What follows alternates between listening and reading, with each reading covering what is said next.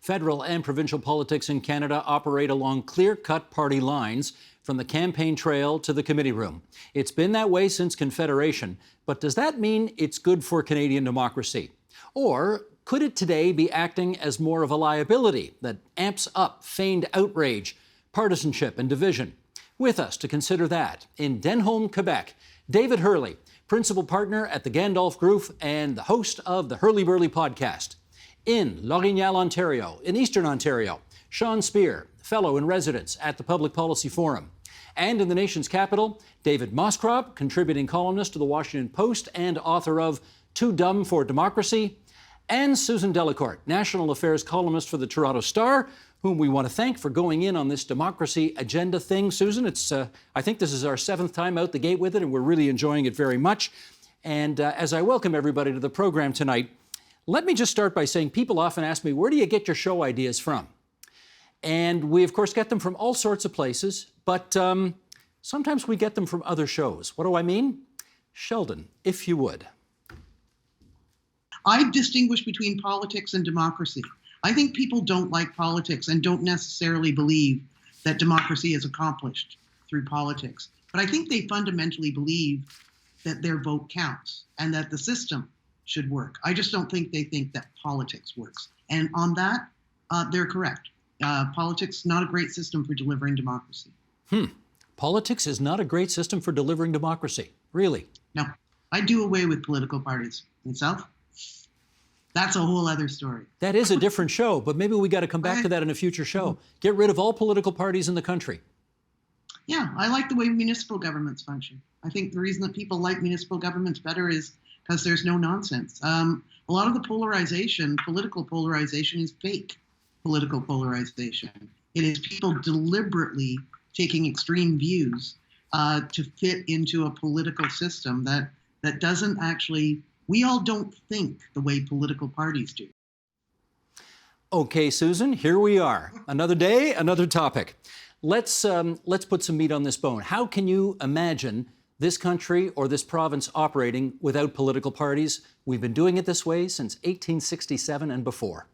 Well, I think that every time you ask political people after they're out of politics, and some of the people on this panel would know this well, is what is the worst thing that happened to them when they were in government and when they were serving parties was the party system itself. People, the political system turns everything into something that is not the middle ground, is not, it's not even rational anymore. And you have to be like a human being when you're out of politics, and when you're in politics, you have to be something unhuman. All right, let me go to David Herle to follow up, because, David, you've worked for Liberal prime ministers and Liberal premiers, and I wonder whether you can imagine a scenario or whether you'd be prepared to entertain a scenario where deeply partisan politics is no longer a feature of Canadian democracy. I recognize all that Susan is saying. And there are certainly undesirable outcomes from the party system. And it may be that parties are not able to perform all of the functions that they used to perform. I have a very hard time understanding how it would work and whether it is desirable that it would work. People may I don't know whether they like their municipal governments more, but I know that they're much less engaged with municipal politics.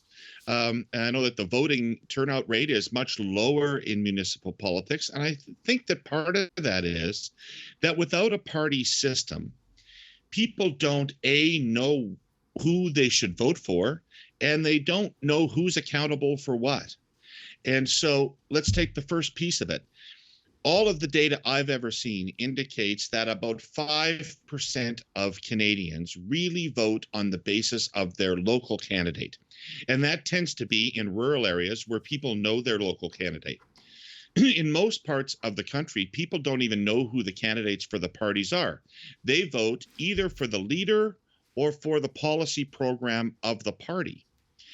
And that is how all of what's going on is decoded for them so that they can make a choice about what they want. Then similarly, If I'm in Toronto and I don't like what's going on, can I blame John Tory for that? He's one vote on the council. The accountability is so obscure, I don't know who to blame. Whereas in a partisan system, when I'm unhappy with the government, I know exactly whose neck to choke. And so I think for those two reasons, I mean, Susan's done a lot more thinking and research about this than I have. But I have trouble seeing how it would work and whether it would be desirable for it to work. Okay, we'll get some more feedback on this and then let Susan respond to what she's hearing. Sean, you're a guy who back in the day spent some time in partisan politics working for Conservatives. Can you imagine a political system in Canada that doesn't involve partisan politics? Well, the short answer is no. I think that this conversation about problems or weaknesses in our democracy is terribly important. But I'm not sure the solution is to discard parties. In fact, I think there's a persuasive argument, in fact, that we ought to have more parties. That one of the problems with the current system is that these large brokerage parties aren't bringing expression to large minorities in our country, whether it's hardcore progressives, whether it's pro-life voices, whether it's those who have misgivings about Canada's immigration system and yet can't find expression in our current mainstream politics. So I could go on, Steve, but I think in short, I've increasingly come to view, and this has been through a kind of period of introspection, prompted in large part by the rise of political populism, which is obviously has various complicating factors, but at some level represents a kind of rejection of the lack of representativeness and responsiveness of modern democracy. And for me, it's made me more of a small d Democrat, and in turn, I think increasingly persuaded by the need for something like proportional representation, which would not lead to fewer parties. It would actually lead to more parties. It would be a less efficient and messier politics, but ultimately a more representative and responsive one. And for me, that's one of the major takeaways of the political disruption of the past several years. David Moscrop, where are you on this? Well, if parties didn't exist, you would have to invent them for reasons that David outlined. And incidentally, I happen to agree with Sean on proportional representation. I would love to see some socialists in legislatures. Our parties are all fundamentally liberal, and that does, I think, close out a lot of debate that we should legitimately be having.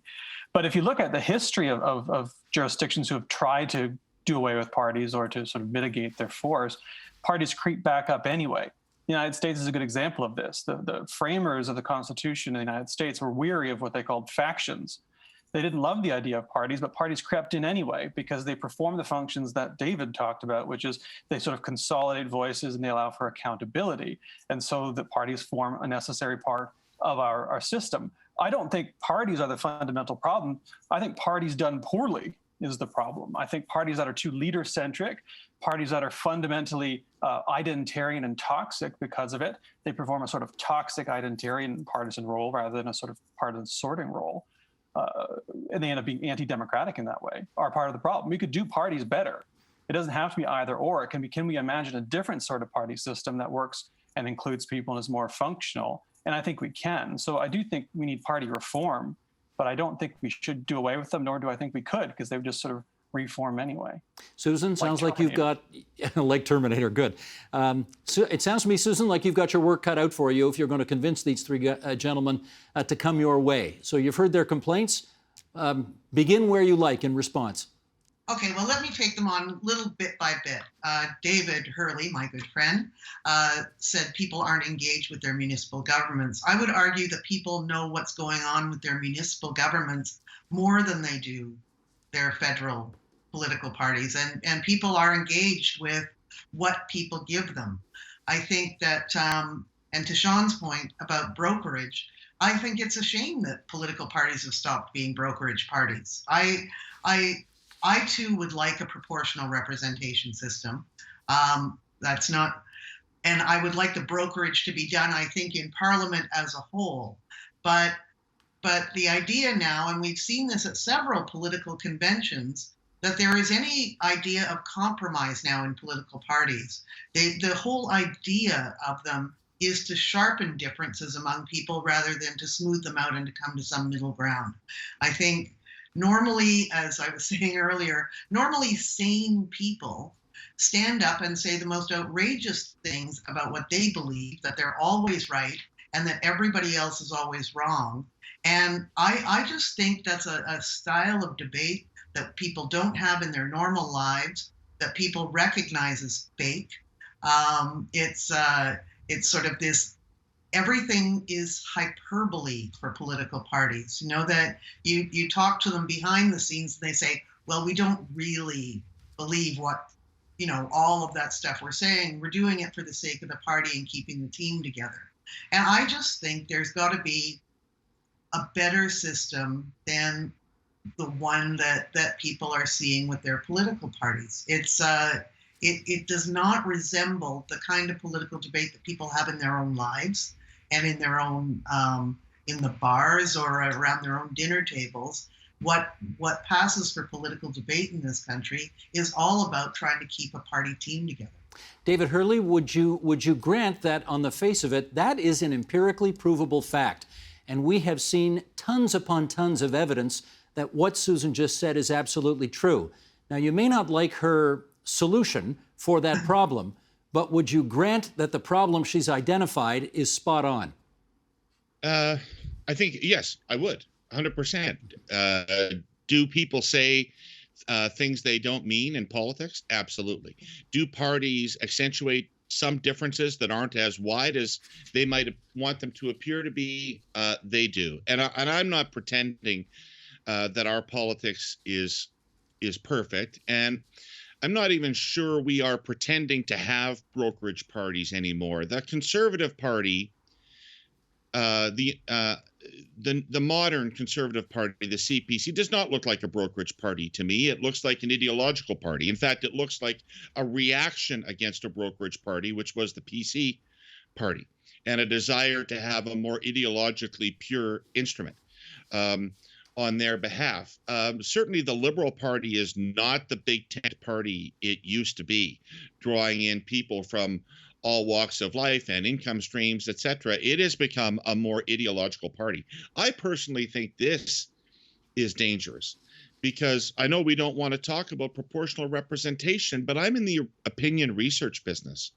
And one of the things that I know is how divided this country is on core concepts and core ideas, and how easy it would be for this country to splinter. And we should all think back to Meech and Charlottetown and remember that once you strip away the veneer of consensus, there isn't much consensus about the country. And brokerage parties have traditionally filled that space and papered over those differences. And, you know, if you abandon parties that do that, I mean, let me tell you, just to give you an example, you may think the debate in Canada over official bilingualism is settled. It's not. It's just settled among our political parties. And that's just one tiny example of ways in which the country can splinter when you don't have brokerage parties managing these divisions. David, you're a public opinion guy, and therefore in that interest, we're going to share some public opinion here. These aren't your numbers. This is from Public Square Research. They were in the field last month, and here's what they came up with. On the issue of how happy Canadians are with politics, 61% of those surveyed feel that politics to a greater or lesser extent is broken. 77% say that political parties serve their own interests, not the voters' interests. 75% are frustrated because politicians do not, in their judgment, pay the price for broken promises.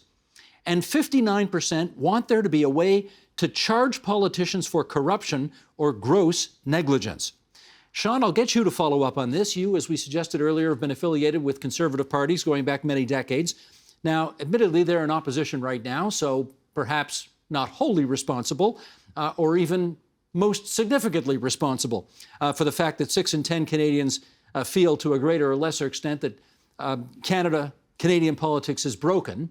But how much responsibility do you think, apropos of what David just said, do you think Conservatives and the party in particular have to assume? Well, I think it's a pox on everyone's house, to be honest. I mean, the two fundamental roles that political establishment, political elites play are, one, responsiveness, and two, leadership. And those, I think, are in tension. How much you're responding to public interests, public aspirations, public concerns versus trying to guide and shape the public on different matters. And I think there's a risk, Steve, that we've come to err too much on the question of doing neither very well. David talked about issues being settled by our political establishment. That's kind of what I was getting at in my first answer. It seems to me that those public views don't go away. They remain, there under the surface of the so-called political settlement negotiated by our political elites. And I think the experience in the United States shows that that it can ultimately fester and explode in the election of a liberal president. And so it seems to me, we need to resist the temptation to try to neglect or ignore these views within our population. Instead, we kind of need to lean into them and make sure that they have voice and expression in our politics. It'll make things messier, I concede that. But it strikes me that that's a better outcome in the long term than letting these different views be neglected by mainstream politics and ultimately explode in the form of political populism or political disruption or indeed illiberalism. David Moscrop, how do we, though, encourage people to go vote when 6 in 10 think that politics is broken? How do we encourage people to stand for office or put up signs on their lawns or hand out leaflets at doors or stuff envelopes? How do we encourage people to get involved in the political process when 6 in 10 feel it's broken? Well, the point at which you think you should be pulling back on democracy as a rule is the point at which you should be doubling down on it, but with better institutions. So first of all, let's dig in a little bit to what we're picking up when we're talking about dissatisfaction. I mean, you're picking up more than just irritation with parties there. You're picking up frustration with the system, your economic frustrations. Can people own a home? Can people put their kids through school? How many hours a week are they working? Can they afford their dental care? Can they afford their drugs? You're picking up a lot of deep frustration, the sort of stuff you pick up when you see trust declining. So there's a lot going on there. So there's structural, fundamental things that we need to deal with economically as well as politically. We can't disaggregate the two. But to the extent that we're talking about political participation, we can say, why don't we have things like citizens' assemblies or participatory budgeting, routine sites of engagement for citizens where they can help set the agenda, build civic capacity, and be in regular touch with politicians? Because people hate stuff in the abstract, but lots of folks seem to like their representative. They like to, when they're engaged, when they're drawn into the process, they have good things to say. But when it's abstract and they're alienated from it, they don't. So, I think we ought to develop a culture of participation and engagement, but that requires a transfer of power to some extent to people. It requires better avenues of representation, and it requires material transfers of resources so that people are more or less basically equal materially as well as symbolically and legally. So if we want to get to the fundamental problems, we need to look at fundamental structural solutions. But we don't really like to talk about that in this country. Instead, we sort of default to, are people being nice or mean on the internet? And so I think we should be having those conversations alongside conversations like this. Well, we're going to have that conversation right now, and you have very nicely anticipated where I wanted to take us next, because we're going to share some more numbers which deal with this whole issue of power sharing that you've just referred to. Sheldon, next group of numbers if we can. 76% believe that it's very or somewhat possible to change politics for the better. That's very encouraging. 3/4 believe it's possible to change politics for the better. 46% of Canadians believe that better democratic participation can be achieved by letting Canadians vote on major issues. Let's keep going. 64% would prefer to be governed by 100 randomly chosen Canadians rather than the corresponding number of members of a prestigious university faculty. And let's get even a little crazier here. What if our representative democracy was not based on elections, but on a selection of parliamentarians, such as for a jury trial? Would that work? 66% of Canadians said no. Only 34% yes, that it would work. However, 41% say they would want to be selected to be part of such a parliament. All these numbers from Public Square Research once again. Susan, I wonder if you'd just sort of choose to pull up any one of those numbers that you cotton onto there and say, does any of that give you some hope? It tells me that Canadians, at least the ones surveyed here, are a very populist group.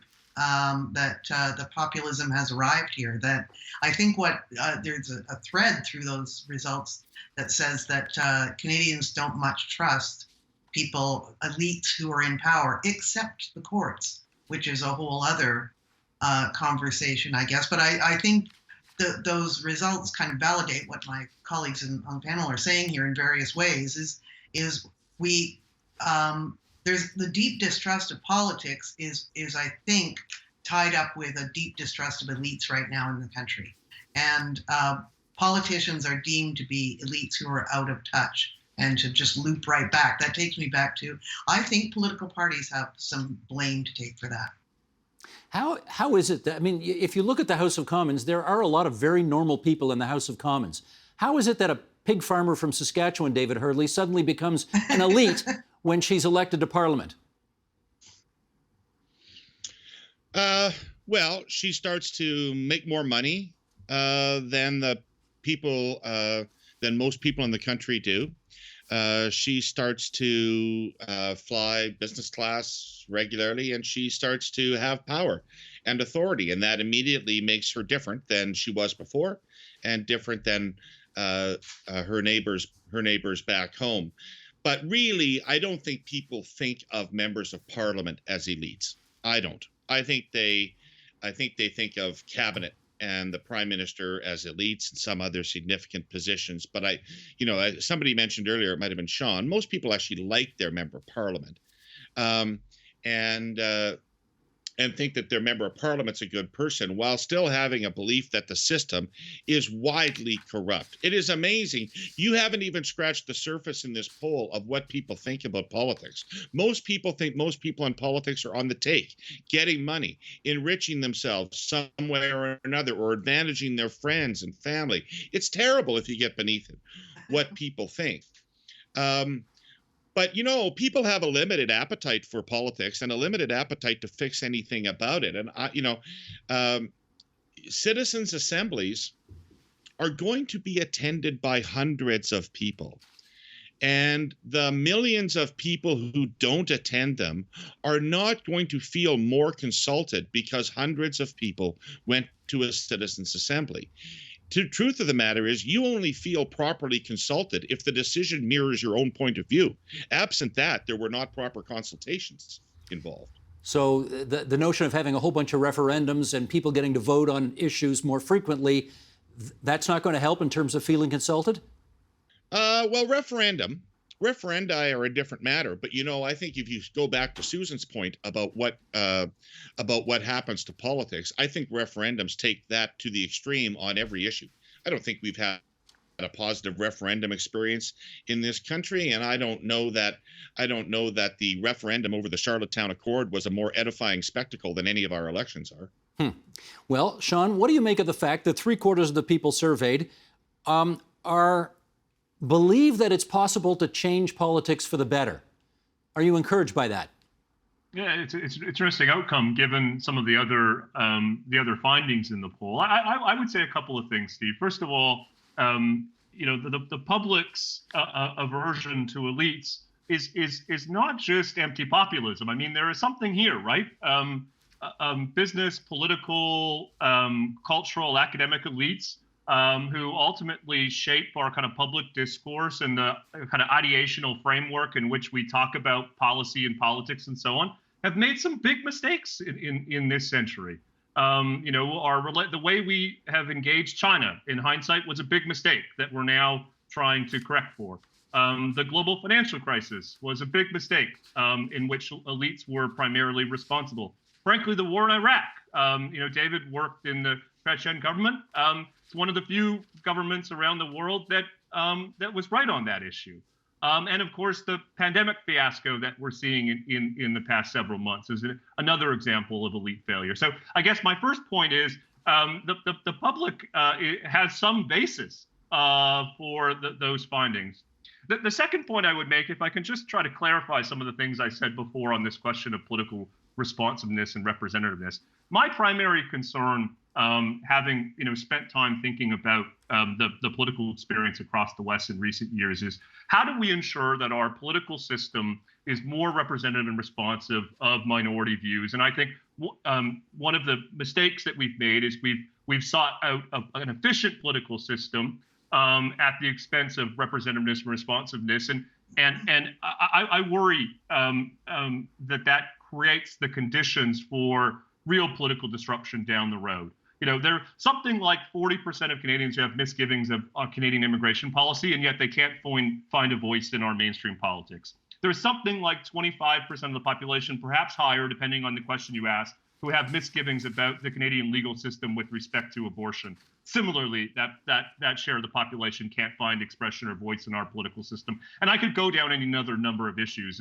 And so it seems to me, one of the things we need to fundamentally grapple with is what structural or institutional changes do we need to make, including proportional representation, to ensure that our system is more representative and responsive, recognizing that will come with trade-offs. But I think in the long run, that is the safer, more stable, and ultimately more democratic way to move forward. But David Moscrop, if I can sort of come a bit full circle here, those numbers suggest to me, at any rate, that there is an appetite for politics, for doing democracy among members of the public, if it can be done cleaner, if it can be done more effectively, if it can give people the sense that they've got some skin in the game. However, it seems to stop, not at the river's edge, but it seems to stop at adjoining political parties. So again, we get back to this notion of whether political parties are able to change or reform themselves, or do they need to somehow be, sent the way of the dodo bird because they're just not helping? Yeah, I think, I don't think we can get rid of them. It'd be tough for them to get rid of themselves. It's also, as we've learned, tough to get them to reform themselves. We saw Michael Chong try with the Reform Act. We saw what happened to that. I mean, there were some good bits that came of it, but largely there wasn't exactly a transformation of the party system and structure and how they operate. And we just witnessed the NDP convention, the Liberal convention, and prior to that, the Conservative convention. You saw how grassroots party democracy works. You got all kinds of different things debated, resolutions that have been adopted, some that weren't even debated. In the case of the NDP's, let's be charitable and call it a gong show. But watch and see what happens to those when they go through the party process into platforms and then perhaps, but probably not, into policy. For instance, the Liberals have been voting for basic income at their party convention since 1970. They've been in government more often than not, and yet we haven't seen anything. And there's lots of examples of that. So even internal party democracy is a sort of slow groaning machine. And so I'm not surprised when people turn around and say, well, I don't see myself in these parties, but they also don't want to be. And here's where representative democracy is good. I'm for some participatory democracy. I happen to agree with David that referenda are, for the most part, not a good mechanism. They're not the ones I prefer. They tend to be divisive. They don't lend to thoughtful engagement or participation. They make people more cynical. But when people engage constructively, you get something else. And I think that's what we need to be moving towards more than party referendums all the time, which won't do that. But I'll close off on this point. Parties want to govern, they want to stay in government, and they're going to do everything it takes to do that. But ultimately, what people want is solutions. And when you look at polling around technocracy, you find that people actually also like technocracy. They want government by experts in some cases if the experts can deliver the solutions. So the question is, how do we bridge a government that is solutions-based, but also participatory? And that's why I want to complement representative democracy with these other institutions. Because here's the thing I like about representative democracy. I don't have to be a citizen all day, every day. I don't have to be a politician all day, every day. I can read books. I can play video games. I can go walk outside. I can go to the bar when we're not in plague times. The nice thing about representative democracy is when you're not living through the panini, you get to go enjoy your life outside, provided you have the basic resources to do so. And I think those are the fundamental problems we should be solving, but complementing them with representative institutions that bring people on board a little bit too. Well, I do want to follow up with the expert on public opinion here, which is you, Mr. Herle, on this kind of cheeky William F. Buckley-esque question that we asked here. Remember, Buckley many, many years ago said, I'd much rather be governed by the first 100 names in the phone book than by the top 100, professors at Harvard University or something like that. And we have here Canadians. Basically, 2/3 of Canadians have said the same thing. They'd rather be governed by just 100 regular folks than all the experts in the world. What do you infer from that kind of result? First of all, I just want to go back and I want to say that Sean came closer than anybody ever has to giving me credit for Mr. Chrétien's decision on Iraq, and I think it's about time. So,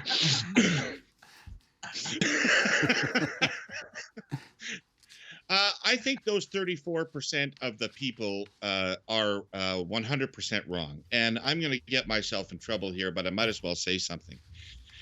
The outgrowth of the cynicism and attitudes about politics that you've been laying out through this survey are creating a problem. And the problem that it is creating is that we are not attracting good enough people into politics anymore. And if people think that the country should be governed by the first 100 names in the phone book, they're completely wrong. It's a difficult job that requires a lot of judgment and a lot of experience.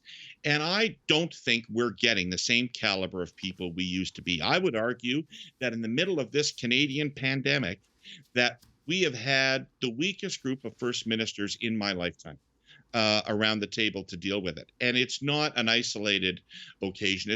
If you try to recruit candidates now, the first thing used to be, well, how does it affect my life, or how does it affect my family? Now, everybody needs to talk about their reputation and what their families are going to go through if they run in a public sense. And so I really think, combined with the discrepancy in compensation between the private sector and the public sector and the reputation of the public sector, I think that is an emerging crisis in our country, that we're not getting good enough people. We may be, in fact, a long way from the days of Bill Davis and Alan Blakeney and Peter Lougheed and Jean Lesage, et cetera, et cetera. Susan, I'm glad you said what you said a few weeks back, because we got a really good show out of it today. David Herle, Sean Speer, David Moscrop, Susan Delacourt, great of all of you to spend so much time with us on TVO tonight. Thanks so much. Thank you. Thank you. Thanks. The Agenda with Steve Paikin is brought to you by the Chartered Professional Accountants of Ontario. CPA Ontario is a regulator, an educator, a thought leader, and an advocate. We protect the public. We advance our profession. We guide our CPAs. We are CPA Ontario. And by viewers like you. Thank you.